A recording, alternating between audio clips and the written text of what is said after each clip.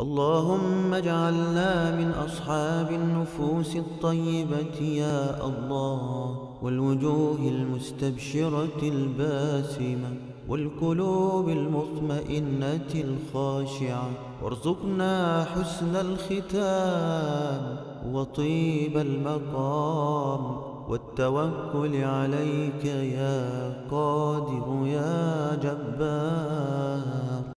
اللهم اجعلنا من أصحاب النفوس الطيبة يا الله، والوجوه المستبشرة الباسمة، والقلوب المطمئنة الخاشعة، وارزقنا حسن الختام وطيب المقام والتوكل عليك يا قادر يا جبار. اللهم اجعلنا من أصحاب النفوس